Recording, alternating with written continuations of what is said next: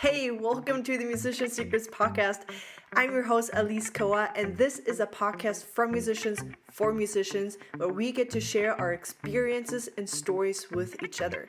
Here we unite and empower one another through mindset, music, and happiness. This is a safe place for independent musicians, so enjoy. Has always, well, not bothered me, but I feel like was a block that didn't need to be there was budget, especially if you're starting out.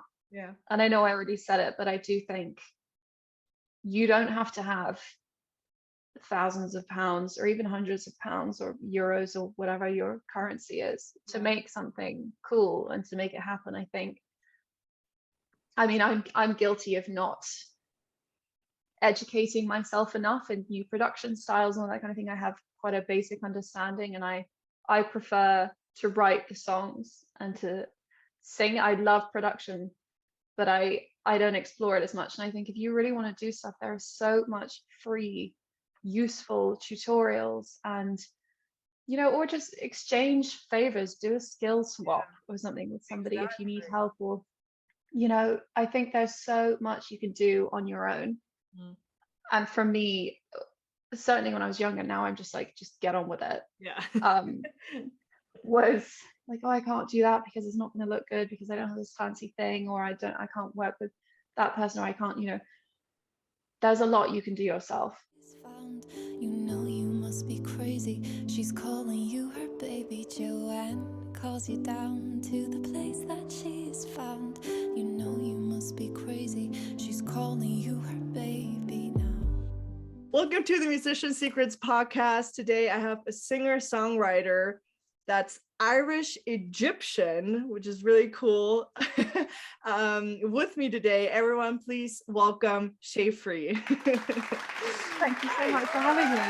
Of course, it's cool. I love people that have like you probably have dual citizenship, right? You're coming from two places, or I think I'm entitled to it. I only have an Irish one, but I live in London. So now with Brexit and everything, I'm like, should I have a UK one? I don't know. Just making things more complicated. I know what it's like because I'm also like American German, so it's like and people are like, then why do you speak so American? And I'm like, well, because I'm also American, but then I studied in Birmingham, England, and then so I have like this slight English German. Sometimes things come in. Accent, not accident. Accent. Mine does the same, much to my horror. My accent does slip around, so it's okay. I know the feeling. So it's nice to have someone on here that also understands the two sides. So yeah, thank you so much for being on here. I just want to appreciate you so much for, you know, as a songwriter, I just fell in love with the first song I heard was Girl, and I'm like, whoa, awesome lyric.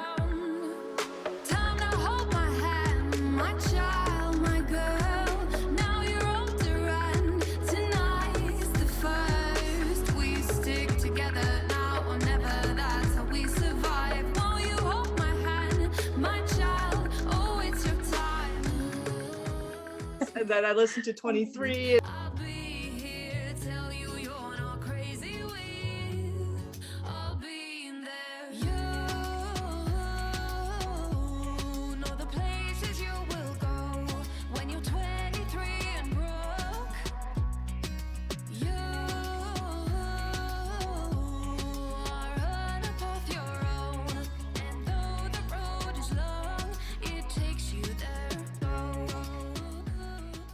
And then the other stuff, and now Joanne just came out yesterday, which is a banger we'll be talking about in just a minute.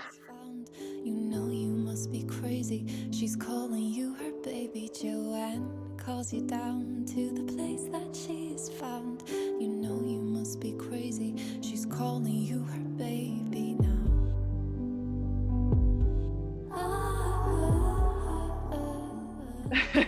Thank you. That's very kind. For those that don't know who you are, just introduce yourself. Where did your music journey start? And than to all the way where you are now. So take your time. Yeah. I'm like, how long do you have? Yeah. So it really started, I mean, it sounds like such a cliche, but it really started when I was about 4. I've always loved to sing. Yeah.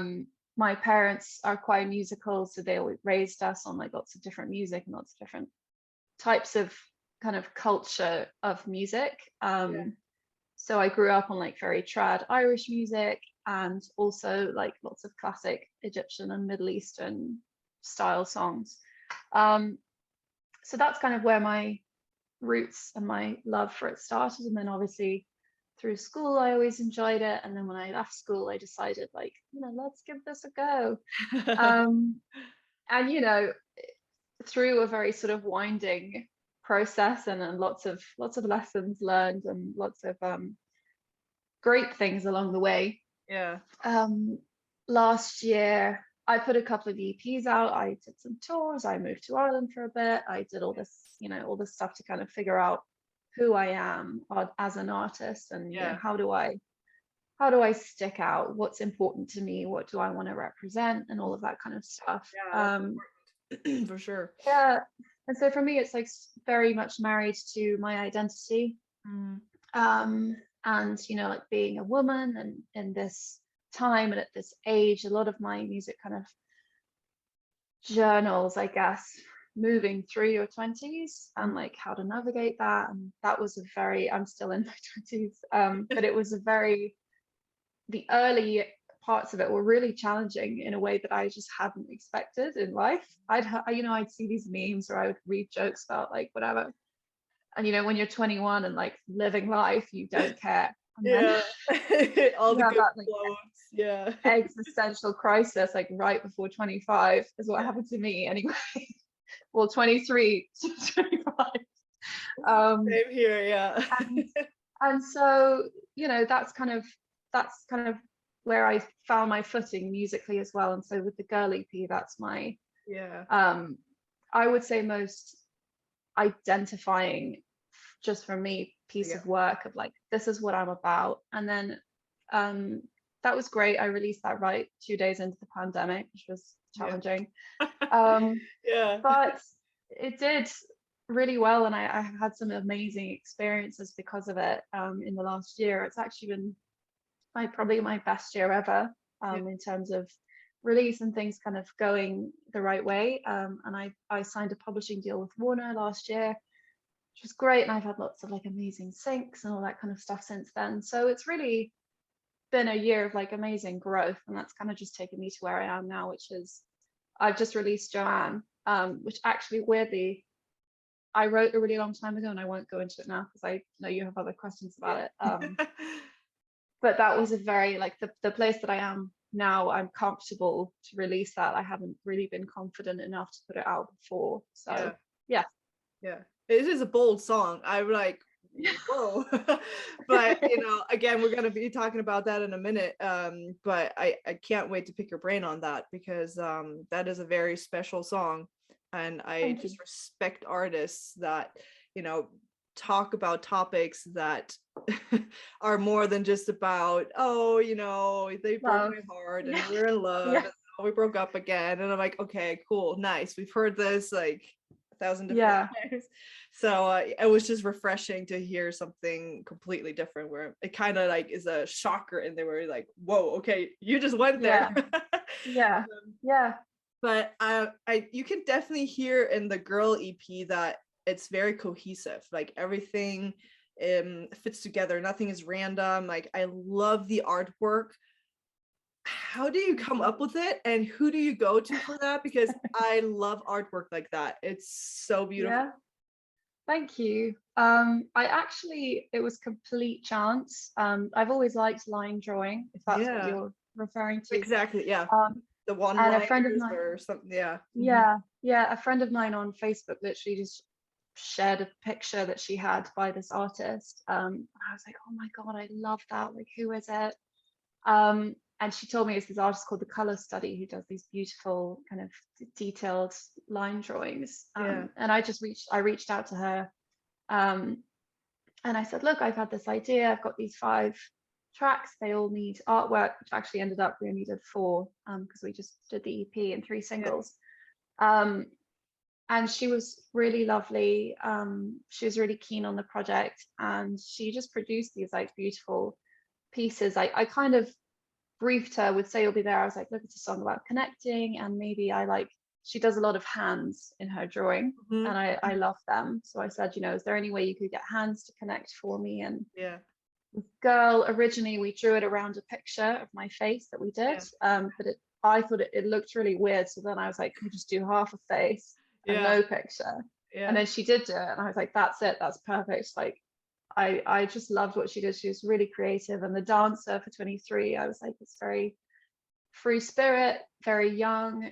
Exactly. What can you do? And she sent that, and I was like, don't even need any edits, this is perfect. So wow, I was really happy with the worksheet, and then the drawing for Kerosene, which was a hand with flame, which I only did with merch, just because we didn't put it out as a single. I love that as well. I just think she did the most amazing job, and I really can't take credit for the artwork. She really blew me away with what she came up with. That's so cool. Yeah, because it's really, it just ties everything in, because like even just I don't know, the entire thing, the way you write and the stories you tell, and with the artwork and the Instagram and everything you're putting out there, it just feels it all belongs together. What would you say for like artists that are kind of struggling to like find their way? Was there anything specific that you did where you're like, okay, I'm kind of getting there slowly? Is there any advice that you give? I would say a mixture of trial and error, and like definitely leave yourself enough time, because I mean, even for Joanne, we decided to change the release date, and so we needed the artwork within like 48 hours, and I didn't have any ideas and I didn't have anything ready. So I was like, oh God, okay, pulled all these mad ideas together, ordered this like necklace on eBay that like didn't arrive, and it all just kind of went wrong. And then I was like, okay, I can get a projector tomorrow. I'm gonna find some images, royalty free images, and project them, and we'll see what comes out. And like luckily one of my best friends is this beautiful photographer, and I just rang her. I was like, are you free tomorrow? Like, yep. So she came around. We literally shot them in the hallway of my flat. I mean, it's still very DIY. The budget's, not big, so we have to get super creative with the ideas. And because I've had Joanne for such a long time, I kind of knew visually what I wanted. And then on the day, you kind of just work around the imagery that you want. And we got the picture in the end that I was really happy with. And we wanted it to be like green and kind of menacing. And like slightly mugshotty, but not really. So totally. that was the kind of energy, but definitely with the girl stuff, again, like I had more time to think about it. And I always wanted single artwork that could translate to merch, just because I like tote bags and I like prints, and I loved her prints. I was like, they would work so well as prints.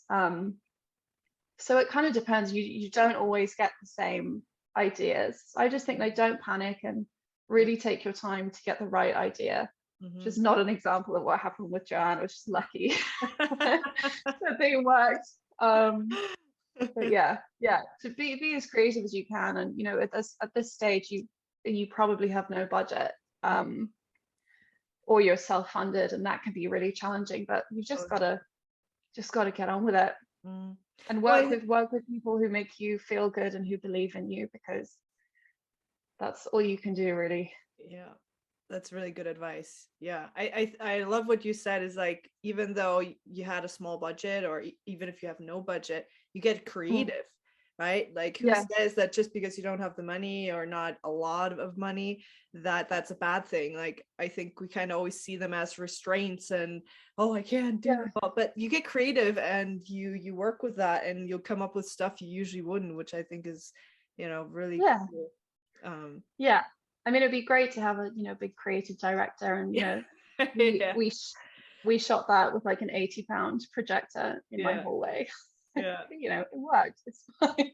See, like it's you know, it just grows as you will as well, and as everyone's Yeah. you know, music journey goes on, you know, you grow, and so everything around you will grow as well. But Yeah.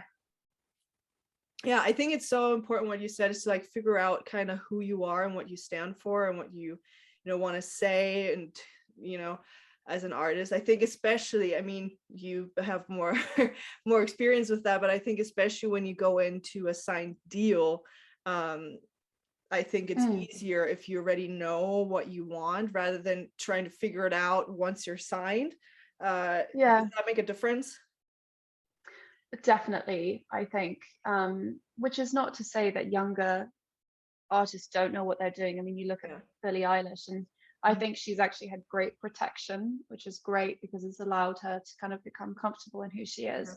But for me, if I was 18, 17, I mean, I was making music back then, and I just didn't have a clue. I didn't know what my sound was. I didn't know who I was. And if I'd signed then, which actually I was offered a production deal at 18, for like a fair amount of money, but I thankfully had a really good lawyer, and that would be my one thing to say to people, like, get a lawyer immediately before anybody else, because he saved me from signing the most kind of unconscionable deal that he had ever seen. And I was like, okay, I don't know, but I trust you, I'm not doing that. And I didn't sign it. So I think just really be careful and take your time, because the industry is changing so much that you know you can do so much as an independent artist, and obviously majors have their role, and that's incredible. And I'm lucky to have signed a very an artist friendly publishing deal, which I've always been very kind of cautious about. And there's an amazing team there. In, you know, I can't speak any higher of the people that I work with, but it took me a long time to find that right deal and to have the right music as well. So don't rush. I mean, stay hungry, stay motivated, and keep working hard, because it took me a really long time to work out what was right for me. Yeah, I hear that a lot. Everyone says this is like, get a good lawyer. Like before you sign anything, have your lawyer look at it. Everyone's like, have a good lawyer. Like I hear that over and over again. Doesn't matter who I ask. Everyone's like, get a lawyer, and then discuss what's going on. Let's talk about 23 for a moment.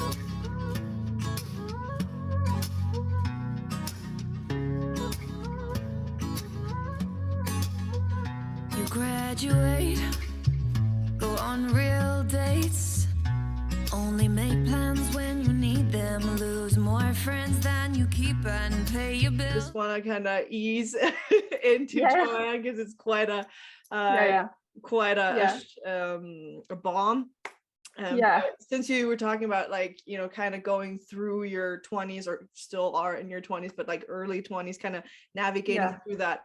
I love 23 because it's really that very conversational, right? In general, your writing style is different from what you usually hear on the radio, which is so nice and refreshing.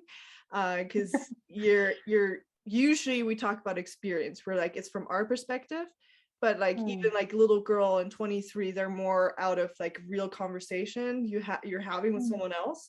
And then Joanna is like completely putting Joanne is putting yourself in, so like telling someone else's story, right? But with 23, I think it's very fitting, you know, the advice that you're giving, because I love that it's like a reality check. It's not that like, oh, I'm 23 and everything is perfect and look at me and oh my gosh.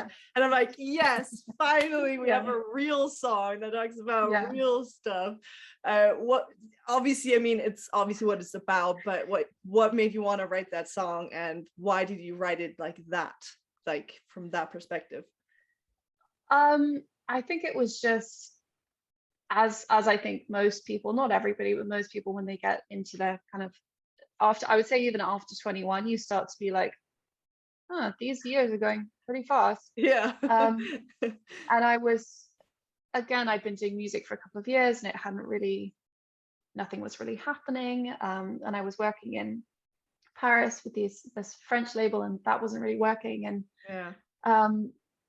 one of the women who worked there said, you know, why don't you work with this Canadian producer? He's French Canadian and he's great. And I met him. I was in Montreal for my cousin's wedding, like, and I was like, I'm actually in Canada. That's so cool. Never, not for any reason, but I've never been to Canada. And I just happened to be there, and he was like, come to my studio, and we worked on 3 tracks together really quickly. And I thought, like, okay, this guy's cool, like this could work. This is a really easy, comfortable relationship. So we then met up in Paris with another producer, and we started working on these tracks. And I'm just kind of sidetracking a bit, but that we did this one weekend and we wrote 3. They weren't terrible, but they would all, you know, when all 3 of you are a bit like, should we try another one? And on the Sunday night of that weekend, and in this moment, I was going through another like crisis of like, God, I'm so bad at this. Like, why does anyone work with me? And we wrote Girl on that Sunday night, and I was like, thank God, like this. I just had this feeling with Girl that like it was good, and I hadn't had that feeling, not ever, but like not in the sense that I was like, I'm pretty sure this is a good song. And so a couple of months later, they came to London and we did the rest of the EP, which is where we did 23. And in the lead up to that, again, I was like, oh, I don't know. Like, this is, you know, hiring studios and everything, it was expensive. And I was just like, you know, I was about to swear. I won't. I'll bleep it. I was just like, this, like I'm not having fun. Like, I'm stressed. I pay this rent to live somewhere I don't even really like. You know, we're all, you know, I was paying for everything when I was going to Paris because this label wouldn't really cover anything for me. So it was very, very stressful. And I was working in a pub, like I made really terrible money. And just, I was like, this is not the like roaring 20s that I was promised by TV. Which is like probably mostly like my mistake for believing all that stuff. Oh, we've all been there. Like, we all think, oh, I'm in my 20s, and you know. I should have watched, like, what's that film called? It's not called Trainwreck. Oh, I can't remember. It's Ewan McGregor. It's like that really, really dark movie about like, anyway, whatever. That's more what I should have been watching rather than like Hilary Duff. So I was just a bit like, these are my real 20s, and like I feel really lost, but I'm starting to feel good because I was making this music and I had Girl in the bag. I was like, so that's the kind of sentiment behind the song, which is like, you know, you have to pay rent, you have to pay your bills, you're confused, you don't know who you are, but like we're all going through it together. So like it's okay. And you're gonna be fine. And by that point, I was like slightly older. But for me, like 23 was a real, like, not a bad year, just like a stressful, slightly depressed, I would say, in that stage in my life. I wasn't that happy. And just felt kind of like not anchored and didn't really have any money. So some of those things have changed, some of them haven't. But still figuring it out. We're all still we're still, I think you figure it out till you're 95, honestly. Exactly. Once you figure it out, it's your time to go. I basically wrote 23 as like self-preservation of like, you know, you can just, if you write these things, maybe you'll believe them, but like it'll get easier. And I was starting to feel that way. So I really love 23. It has a really like special place with me because I just, for me, it captured that time in my life.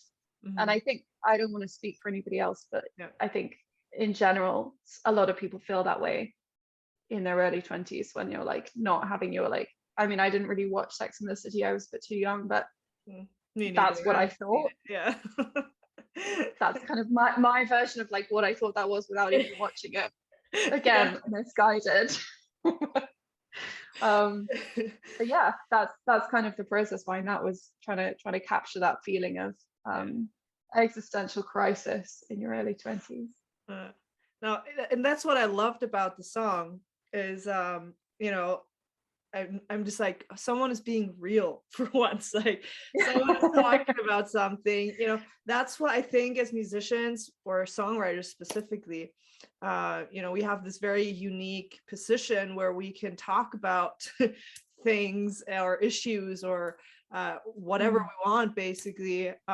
And I just love artists that don't shy away from, topics that is not about love or is not about partying, or that really like talk about stuff that people are thinking, but don't know how to say or are afraid to say it, or and I think that gives us as songwriters, gives us that opportunity to say it for them. And that's where that connection happens, where I'm like, oh, I feel the same way this entire time. I thought I was the weird one, I was the freak.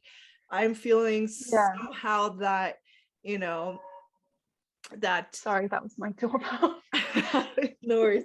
And I mean, because I started songwriting for selfish reasons. I'm like, oh, okay, this is very therapeutic for me, I just have to get my feelings out. And then once I started to play it for others, and they connected to, their like, oh yeah, I felt the same way. I'm like, really? Like what? Really? And it's the same, that's how I felt with your songs. Is like Little Girl and 23 specifically, I was just like, oh, okay, this is nice, like I'm not the only weird one here. No, I'm really glad, because that's what I wanted, and especially for women as well. Like they don't mean to be exclusive, but because that is my experience, is an experience as a woman. Totally. And those things affect me, so that's kind of what I think about. And totally. So I've had a great response from women and men, but a lot of women have been like, I feel that, which is amazing. I mean, I couldn't ask for anything else. It's just the most unbelievable thing to hear from people. I love hearing it. Not in like an egomaniacal no way. But I mean, like, the work is paying off, you're like, oh, okay. Oh, okay, someone is listening. This is not for nothing. And that's what I love about songwriting, is that it's not this egotistical thing. You can make it very egotistical, that's for sure. But specifically the artists that I have on the podcast, what I'm looking for are really artists that are trying to make this world a better place with music, are trying to change something in either society, or have really something to talk about. And so when I heard those songs, I'm like, okay, wow. Like, thank you. I'm glad. Because there's a line that I just want to point out. I hope I'm not going to butcher your lyrics. No.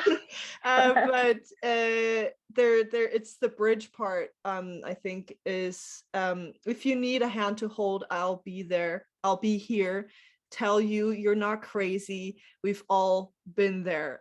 If you need a hand to hold, I'll be here, tell you you're not crazy, we've all been there. That's like my favorite line, because I think as songwriters, we like to like either point fingers, especially if it's a breakup song. It's like, oh, it's your fault, and you're the idiot, and you're the cheater, and you did it wrong, and blah blah blah. And I like when songwriters specifically are like, no, I've been there. Like, you're not crazy, it's okay. Cool. Like, it's normal. I mean, thank you. I did just want to, like, it sounds really corny or whatever, but like make like a safe space. Was like, it's okay, we've all been through this. So it's nice to hear that connected. Thank you. Because I just like it when I mean, I like to do it in my songwriting as well, so it's nice when I see someone else do it as well. It's like calling out yourself and being like, you know what, it's okay. I did it too, I made mistakes too, like yeah, definitely. And then Girl is very similar from like the songwriting aspect. Again, it's like talking to someone else, and in this case it's not like 23-year-olds or like mid-20s or so it's really like, is it like my little girl? I just love that, because I mean, it can be used in so many ways. It can be for like the next generation, it can be for your kids, it can be for someone that's just younger than you, or how did that story come together?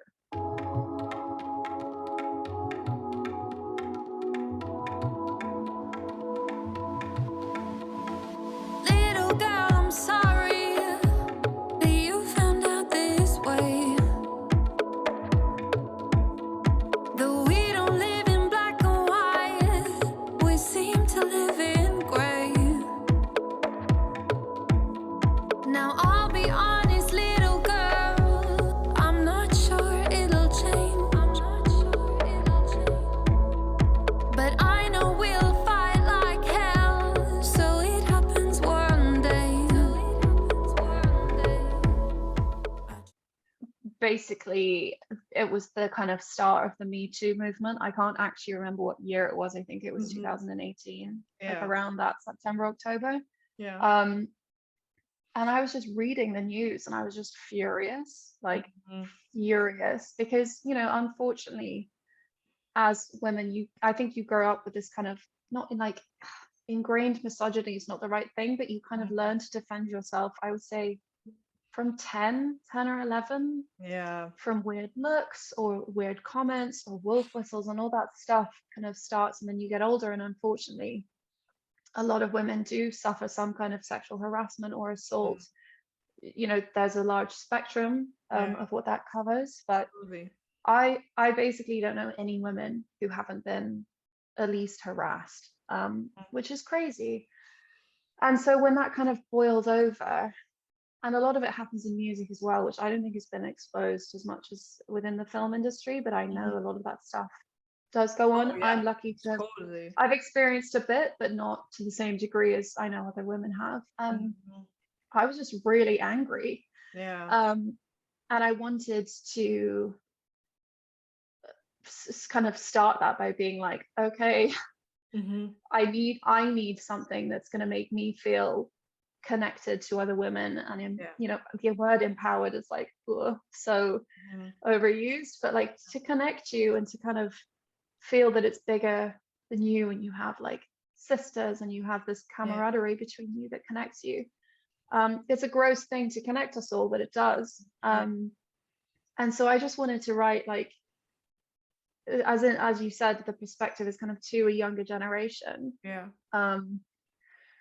And just be like, this stuff's going on, I'm going to do what I can to like finish it from my level, so you don't have to deal with it, because nobody should have to deal with that growing up or ever, actually. So that was the perspective. And I think little girl, it's used, the phrase little girl is used throughout the song Girl a few times, because it can be such a classic kind of like derogatory or used in a kind of demeaning way to belittle you. So I was like, I'm gonna reclaim that. That's fine.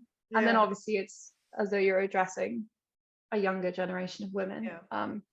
So that's kind of what I wanted with Girl. It came from a place of like pure rage. And then like, I'm over it. I need to address it. And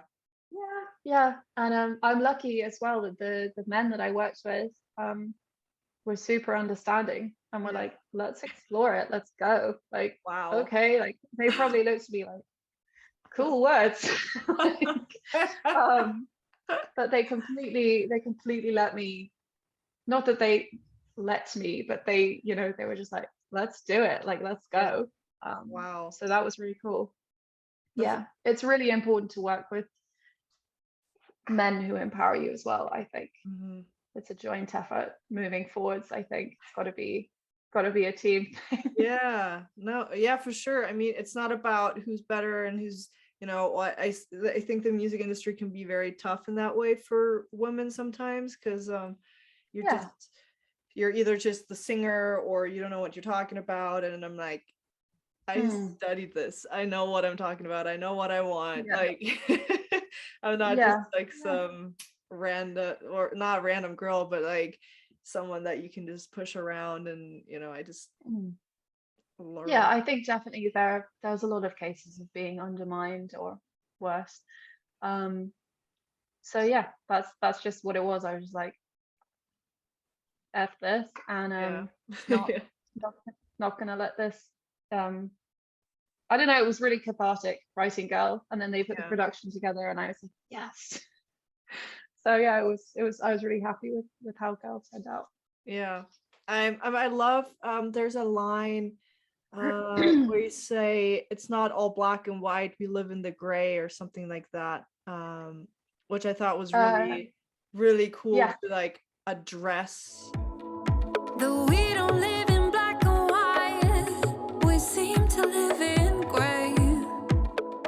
I mean, obviously it's still vague, and it's not like, oh, it's about the Me Too movement, but I think in general, I think we have these extremes, but in reality we're somewhere in between. So I just love that line.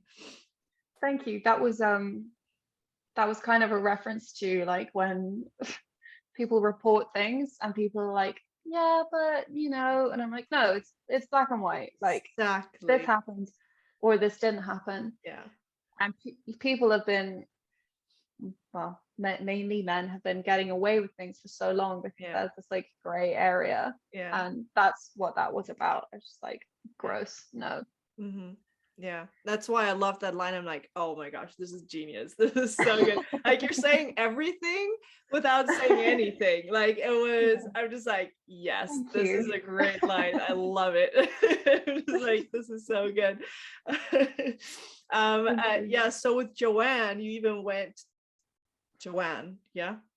Yeah. Okay, I don't, sometimes I have a different name in my, but it's Joanne. Even went a step further. You walk along the river and you think she's so divine. You stumble just a little. Have you had too much wine? You wake up in the morning and you're lying there alone. She must have done her runner and she left with your phone.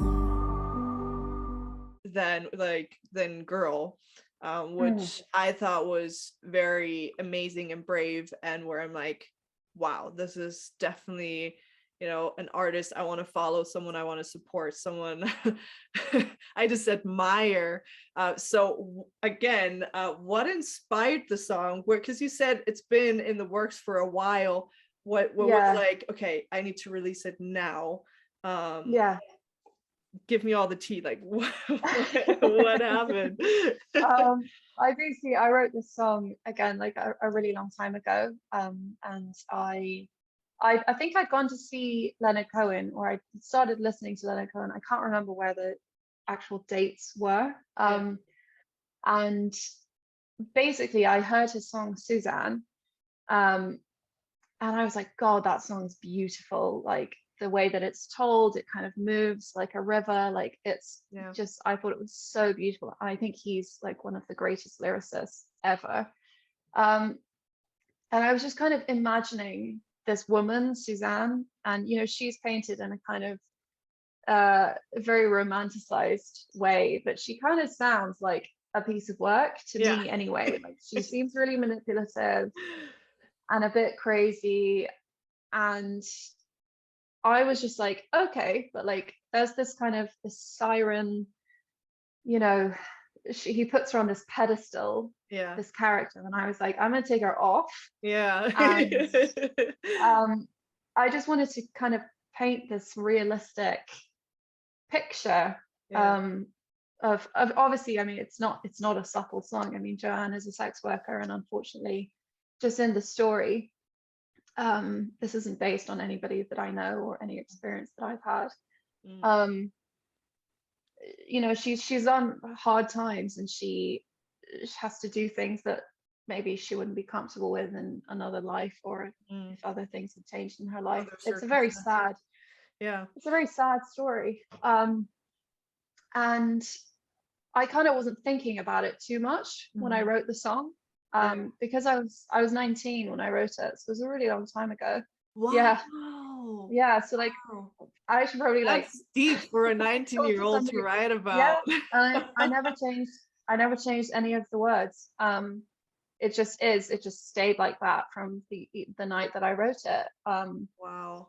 And I did change the title, but I didn't change any of the verses or the chorus or anything. And it kind of just like fell out of this, like, I think I was probably, I mean, it's at the time it wasn't very deep. I was like probably watching too much CSI and like just, I don't know. Too much So Criminal Minds. Yeah. yeah, it didn't start out as meant to be this like very raw, not controversial, but kind of whatever depiction that it means to me now. It didn't start out that way. Yeah. Um Did it always have the and ending that did you yeah, change the ending? Was it always yeah, that way? yeah, it was always like she dies. Wow. Yeah, Okay. I don't really know. And then obviously I took it to the producer Craigie, who I've known for a really long time. Yeah. And I was just like, you know, can I play you this song? Yeah. He was like, yeah, cool. So he has this old Wurlitzer, and he was just like, play it on that, because he didn't have a keyboard or anything. So I played it on that, and he literally was just like, took a microphone down, was like, I'm just going to give you like a metronome, and will you record it? So I played it in, I sang it, and then he added like a little bit of production. Again, it's very stripped back. It's not an Totally. awful lot. It hasn't changed an awful lot since the day that we made it. Yeah. And I it think just kind that of also sorry, I think that because the production is so simple, it really makes you listen to the words. I at least with me. yeah, and I think that was something that I mean, Craigie is a wonderful producer, and he was just like, I really think this needs space, because I kept being like, you know, my other tracks are really produced, you know, he was like, I think this one just needs to breathe and like let people listen. Totally. And the vocals like super intimate. We did re-record the vocal, just because the old one, like, I sounded like very young. It was a bit weird. So we did redo the vocal last year, when we finished it. And there was just never a good time to put it out. I wasn't like afraid of the song, but as I got older and the kind of gravity of the song I became more aware of it, especially as, you know, I had more kind of unpleasant interactions with some men, and I was just like, God, okay, Joanne's like deep. You know, in a way that hadn't really hadn't struck me. I always knew it was like, oh, a bit creepy, this one. But I wasn't comfortable releasing it because I just wasn't. And then my sound kind of changed, or evolved, and it didn't work with any of that material. So then I spoke to my manager. I was like, I'd really like to release Joanne, just literally standalone, one off. I just want it to be out. And she agreed with me. So we were like, let's just put it out this year and just let it breathe and let people listen to it if they want to. And so, yeah, obviously being older, and unfortunately here in the UK and obviously worldwide, there's been a lot of like violence against women and protests, and it's much more in the public consciousness. And again, I was a bit nervous to put Joanne out because I was like, God, this is quite a raw subject. I don't really want to upset anybody or do anything. But then I was like, you know, it's a fictional story. It does happen, unfortunately. Similar situations do happen. But I don't know, I was just like, I think this song is special to me anyway, and I'd like it to be out, and I feel that I can talk about it quite comfortably now in a way that when I wrote it I didn't really even understand. Which is weird, but that's how it evolved. I was like listening to it and just sort of a bit shocked. You know, but yeah, I hope people like it. It is unusual. It's not like my other material at all. But you know, that's how I started. I started writing songs alone on my piano, and I haven't released anything that sounds like that ever, really. So I was like, I'm gonna do that now and see. Yeah, but it does fit to you as an artist, right? Like because you talk about things, you address things that I don't see a lot of artists do. With Girl and then 23. I mean, 23 is a little bit more lighthearted from the topics you usually pick, right? Yeah. But I mean, it's still compared to the other two Joanne, yeah, for sure. But for me, it wasn't like, oh my gosh, like this is a completely different Shaefri that I'm used to listening to, right? It was like, that something that was like a nice surprise where I'm like, especially towards the end, I'm like, at the beginning, you're kind of like, okay, where are you going with this? Okay. And then at the end, I personally love surprises when you can't predict where a song goes, either lyrically or musically, production wise, when there's surprises in there. Just because I'm just so done with like the radio stuff and they all sound the same or similar. I don't want to bash radio and they're great songs, right? But at some point I want more. I want music to take a stand. I want music to say something. I want to have the connection. And I think you did a really good job by just literally telling a story. You're just walking the person through that storyline. Like a very sad story. I mean, we're used to this happy ending kind of end all be well kind of thing. And apparently this is a very Western thing to look at it, because like in other places it's not like that. Like if you watch like more of those Japanese, Chinese things, like there's not always a happy ending. And kind of Disney made this like, oh, and they run into the sunset and everything's perfect. I think Disney is probably responsible for my like existential breakdown at 23. I'm gonna put that on them. I mean, I actually I didn't really know that that culturally that's quite a Western thing, but I think that makes sense. So I just want to thank you for just speaking out about topics that other artists might shy away from or are even scared to put out, or and I think those are the songs that we need more of, because once we talk about it, we're vocal about it, now we can have a conversation. But if everyone just kind of eats it up and you're like, oh, I'm the only one that thinks, like, apparently everyone wants to hear about it, wants to like watch it and stuff. Like there's a reason why these crime shows and podcasts and they work so well, like Squid Game and stuff like that. God, that was a tough watch. But there's a reason why it does so well. And then for some reason, once we talk about it in like private and with our friends, it's like a topic we don't touch on. And so I think it's, I mean, thank you. I didn't even set out to do that.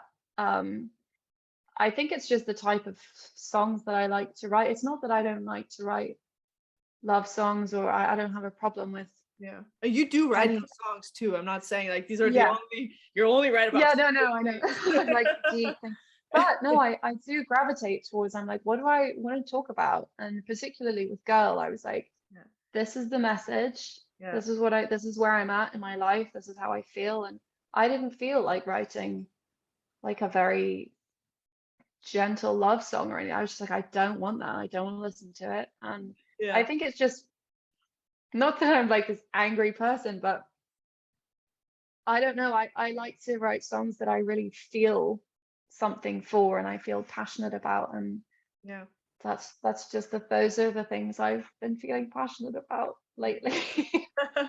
No, it's cool. And I like that you're also telling it from not your perspective. Like Joanne is a completely, like you said, just fictional, separate for yourself personally, but doesn't mean it's not someone else's story, right? You're kind of that navigator through someone else's story, and that can also be a very personal thing, a very emotional thing, So it doesn't always have to be your own story. I think that a lot of songwriters think, oh, it has to be from my personal life, and what do I write about, because my life is so boring and blah blah blah. First of all, it's not boring, but second of all, there are so many different songwriting styles that you can approach.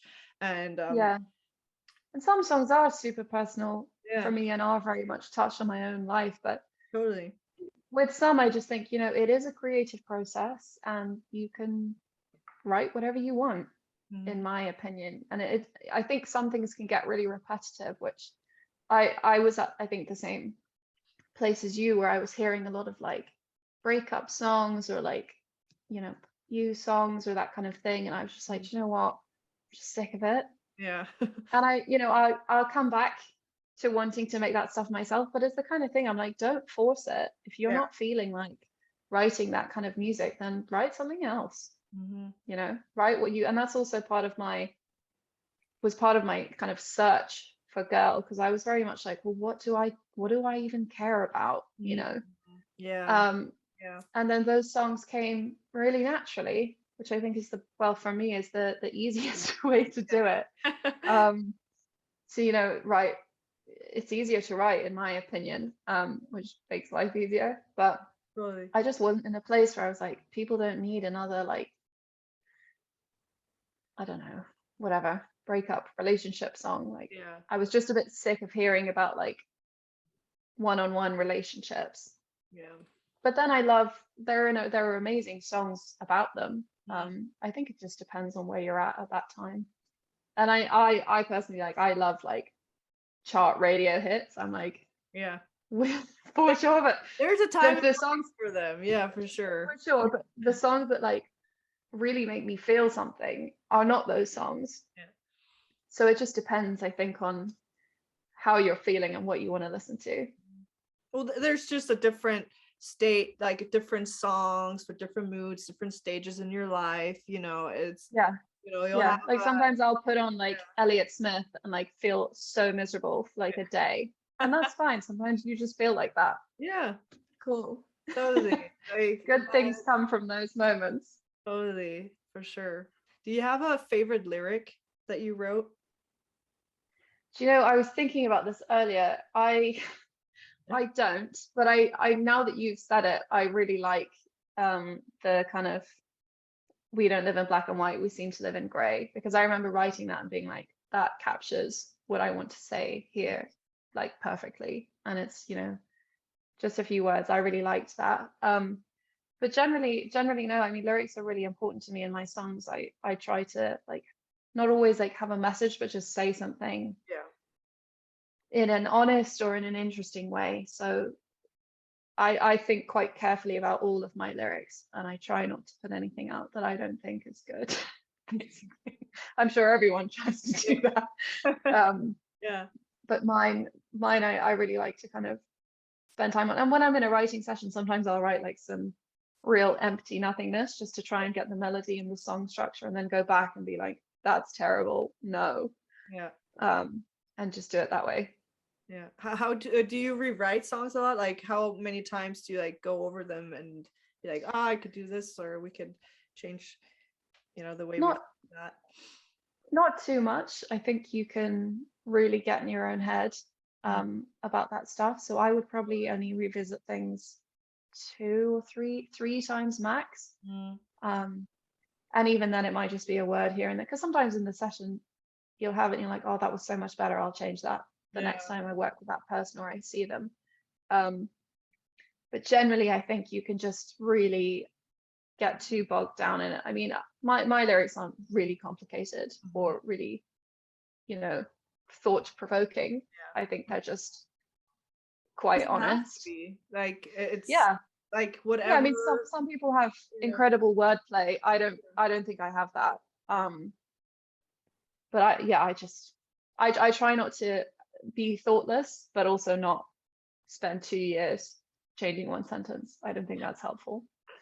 So no, for sure. I think that's a tough one. I think like everyone has like their own writing style. And I thought that was like so interesting to see like your writing style. And last week I interviewed someone else, she has a completely different writing style, and that's why I like to have so many different songwriters on here, because we are all different. Like whatever you gravitate to, go for it. Like don't try to be the next Billie Eilish or the next Taylor Swift or whatnot. Like there's a reason the way Taylor Swift writes the way she does, or Ed Sheeran does this way. And so I mean, I worked with when I was working in Paris a lot a couple of years ago, and I worked with some French producers who described the like initial stage of putting a song together as yogurt. They were like, it's yaourt, just say whatever you want, like we'll figure it out after. And I always thought that was like a really clever way of doing it. Just like, yeah, it's just yogurt, like whatever, and then go back and come up with the story or the meaning of it afterwards. I thought that was fun. That's true. Sometimes it just needs to get out, like just get in the flow, just kind of you can go back and change it. Let it go. Yeah, you can always change it later, that's for sure. What advice would you give people that are listening, other musicians that are listening right now? I mean, I don't know if I'm qualified to give anybody advice, but I would just say something that has always, well, not bothered me, but I feel like was a block that didn't need to be there, was budget, especially if you're starting out. Yeah. And I know I already said it, but I do think you don't have to have thousands of pounds or even hundreds of pounds or euros or whatever your currency is to make something cool and to make it happen. I think, I mean, I'm guilty of not educating myself enough in new production styles and all that kind of thing. I have quite a basic understanding, and I prefer to write the songs and to sing. I love production, but I don't explore it as much. And I think if you really want to do stuff, there is so much free, useful tutorials, and or just exchange favors, do a skill swap or something with somebody if you need help, or I think there's so much you can do on your own. And for me, certainly when I was younger, now I'm just like, just get on with it. Was like, oh, I can't do that because it's not going to look good because I don't have this fancy thing, or I can't work with that person, or I can't, there's a lot you can do yourself. So, and if people believe with you and you believe in you, to a degree, because everybody has to make money, and creatives across all industries, I think, are incredibly undervalued and underpaid. Totally. Especially in the early stages of their career. So like, don't disrespect people for their time. And pay within the constraints of what you can afford, and be honest with them. Say like, I can afford this, are you willing to work for this? I'm sorry I can't pay your usual rate or whatever. Just be sensitive and be thoughtful to other people that you work with, and generally I think people will want to work with you if you're kind of respectful of that. And so I would just say, do as much as you can on your own and respect other people, but do ask for help, because a lot of people are willing to give you a hand if they can. Obviously, if they can't, if they need to support themselves or their family or whatever, there's rent on the line and they can't work for you, don't get offended. It's just not, that's just life. So I would say that was my sort of garbled advice for people. No, I mean, that's great advice, because I think we stop because we think, oh, I'm too young, or I'm not experienced enough, or I don't know how to produce, or I don't know how to, I don't have enough money. Like, we find these excuses and we stop before we even start. And I'm like, please don't, don't. I think we are. Everybody's guilty of doing that. I mean, I still do that sometimes, and I'm like, oh my god, just shut up and just I'm raising my hand. I mean, that was the exact same thing with the podcast. Was like, oh, okay, like, what am I going to talk about? Who's going to want to be on my podcast anyway? And and all these excuses, and then I'm just I'm just going to try. Like, worst case, they'll say no. You'll be like out of office. No, but it's great. I think it's a great thing to have started, and you want to do it, just do it. Just go for it. The worst thing that happen is it doesn't work, and at least that it didn't work. Then but you'll you know it tried. didn't work. Yeah, for sure. Yeah. You're like, okay, I've tried Yeah. it, didn't work. Let's go a different direction, or let's tweak Yeah. it, or sometimes you're not Yeah. even 100% wrong. It's just like maybe you just need to tweak it a little bit. Get just Yeah. Yeah. And it's not that I've made mistakes, but I've learned so much by things not working. yeah, same. And it's not the nicest feeling in the world, but you're never gonna get anywhere if a few things don't go wrong. So, No, I mean, that's I don't want to sidetrack here, but like the Sarah, is it Blakely? The she invented the Spanx. She's oh yeah. yeah, she said he's like her dad would always ask her what she failed at today. And that's what made her build, like she's like the most Yeah. successful female entrepreneur businesswoman on this planet, is because she's like, okay, failure isn't something negative. It just means, okay, I've tried this, didn't work. Okay, let's try something else. Let's tweak it. Let's do this instead. Let's, and it's exact same thing as musicians. And that didn't stop her. It was just like people telling her no. She's like, okay, then I'll just ask this person, and if they say no, I'll ask this one. It's you just need one yes. Yeah, and that's it's it. tough. It's tough because I think creative people can tend to be quite sensitive. I'm very, very sensitive. We need to be, right, to write songs. Yeah. Yeah. So I think it can be a huge knock to get no's or to get negative feedback. But I think the older that you get, the more you're like, okay, I don't necessarily, again, like, be respectful of people who give you genuine feedback. Some people are just, I'll do it. You say it. Some people are assholes, and that's life. So I would say just be mindful of whose opinion you actually care about. And when people tell you no, just like, okay, cool. You might have other reasons for that. Or you might think that I'm terrible, and that's cool, because that will never ever work, us working together.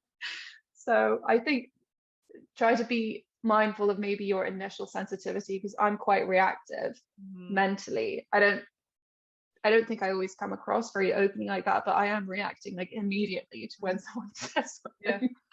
And I just need to like take a minute and be like, no, okay, hang on. Not to deny the validity of what I'm feeling, but just sometimes it's good to pause before you respond to things. Or get too worked up or too upset. Just be like, why are you worrying about that? That's not even in your control. So I'm still learning, but that's what I believe is a good way to operate. I had to learn to not to take things so personally, because it is a good trait to have, like, because we kind of need to be as songwriters, right? We're like, we need that sensitivity to be able to have that empathy and that understanding, to know what other people are feeling and what I'm feeling, right? We need that. But at the same time, it also can be a stab in your own back, because at least for me, it was like when I got negative, like not negative feedback, but just any feedback that wasn't what I wanted to hear, or people turning me down, I took it very personally, and I had to learn to kind of not do that, because it ruined me, and that made me not want to show my song to other people's or other decision makers, where I'm like, oh, you're just gonna hate on it anyway or whatever. But so that's really good advice, just to be like, okay, don't take it personal, detach yourself. Easier said than done. And also just like, there's no need to forget people who've like made you feel bad. That's okay.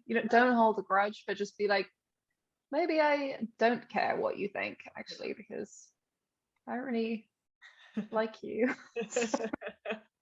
That's okay too. You don't have to get along with anyone. With everyone. That's what I learned too. It's just I think unfortunately women can be quite accommodating, and actually there's no need with everyone to accommodate.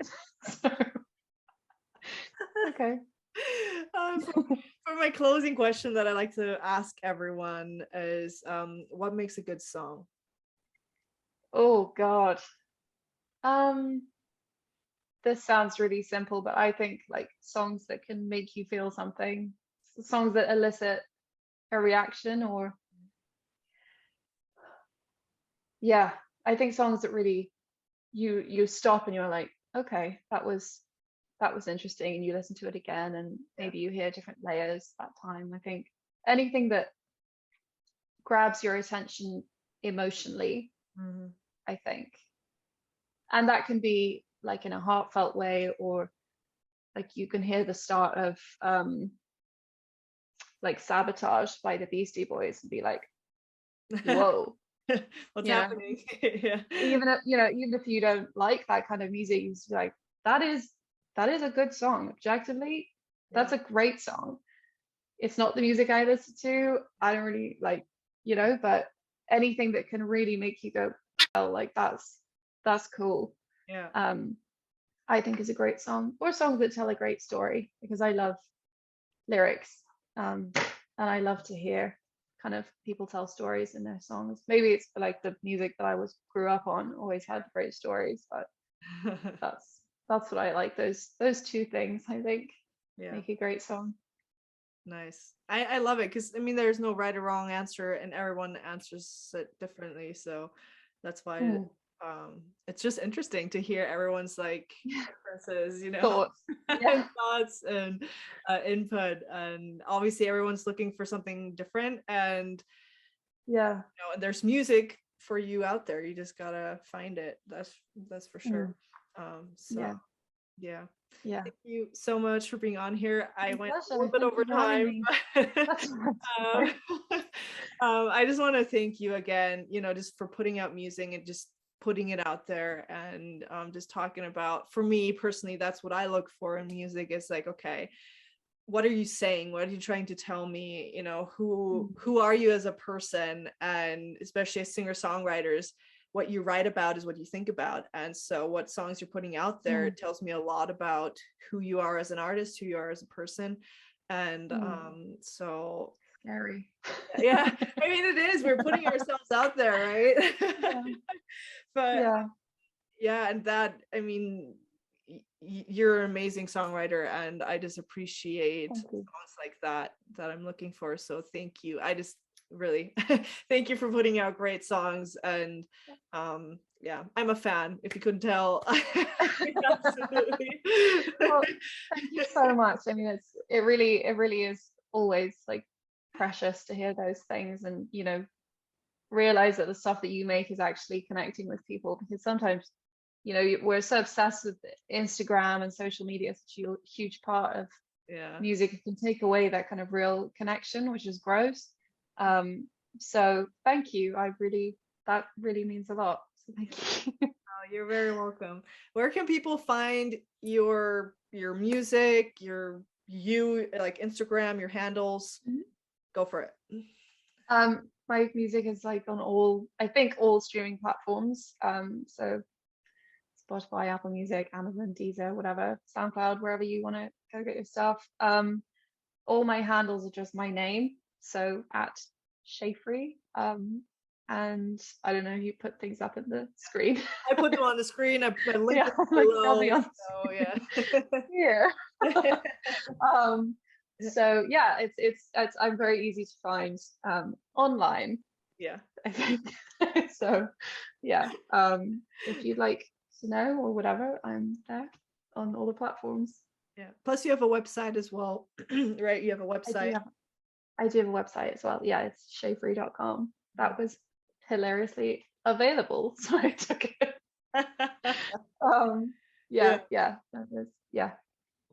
Right. Yeah. So I didn't have any trouble finding you at all, because it's a very unique, beautiful name. So it's very easy, as long as you don't misspell it. But again, I'll link everything up down below in the description box, and it's on the screen and everywhere. So you cannot not find Shaefri online. I'm making it so easy that you cannot find it. And everyone listen to any of your music, but especially Joanne, that just came out very recently, because that's definitely a song that I enjoyed. And lyrically, it's just very beautiful storytelling. Thank you. aspect, really. So yeah, again, thank you so much. My pleasure. Thank you for having me. This was really fun. Thank you so much for listening to the Musician Secrets podcast. I appreciate your time because you could literally be doing a bazillion other things right now, but you're here with me, so thank you. If you want, you can scroll all the way to the bottom and leave a comment on how you're liking the podcast, what you've learned, and things you've even implemented that have helped you out. As a little thank you, I put together a free members area with all my best resources, books, podcasts, and online courses about everything you need to know as an independent musician, from producing to songwriting to marketing to building a home studio, all the good stuff. All you have to do is either click the link below or go to alisekoa.com/free. I'll see you on the other side. Bye. Another pill. If you need a hand to hold.